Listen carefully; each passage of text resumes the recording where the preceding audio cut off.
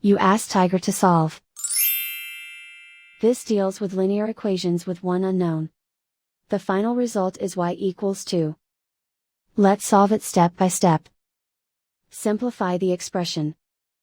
Group like terms. Simplify the arithmetic. Group all constants on the right side of the equation. Add 4 to both sides. Simplify the arithmetic.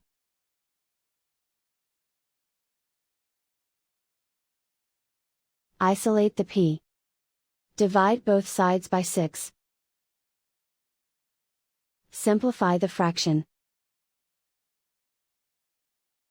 Find the greatest common factor of the numerator and denominator.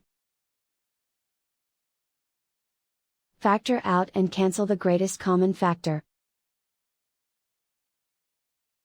And so the final result is y equals 2.